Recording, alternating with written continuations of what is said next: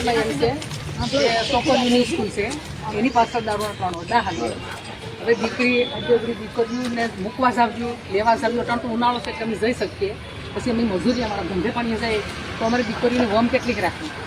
દારૂ અમારા પલ્લોટમાં ગામમાં અતિશય દારૂનો ત્રાસ.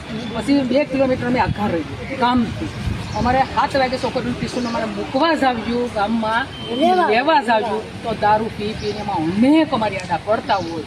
તો અમારે તો મોટી ઉંમર છે, અમારી બહુ નાની ઉંમર છે તો એ બી કે ન અમારી દીકરીઓ અમારે ભણાવ્યું કે ન ભણાવ્યું. એટલે દારૂની તમને આરે 8 વાગે લાગી દારૂનું તમે વહેલા મિત્યામાં દારૂ મુકાવો નકર એને સોડોમાં જિંદગી ભરત.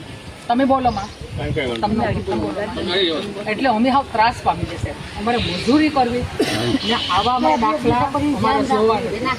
આ દીકરી ક્યાંક દારૂ પીને દાદી ઘેરી હતી અમે બાજુમાં રહી છોકરીની બુદ્ધિ નથી એટલે કીધું કે માં ઓલો વોટ માંગવા આવે ને દારૂ પીને મને કહેતો કે તારી માસે ઘરમાં તો હું ડેલામાં આવું તો કે નોય તો તમારે ઘેર તો ધંતરાકડી સાહેબ બની હોય એટલે અમને ધંતરાકડીમાં શું હોય તો અમને આપણા ગામમાં છું ને નાની દીકરીને શું નહીં અમારા ગામમાં લેવાઈ જાવી અમારે રાતે મૂકવાઈ આવી ત્યાં સુધી અમારે ભણાવ્યું કે રેવા મજૂરી હોય ને મજૂરી ન ભણાવ્યું તમારી દીકરીનો કોઈ મોટી થઈ આજનો એટલે અમારા ગામમાં ભલા થઈને તમે દારૂ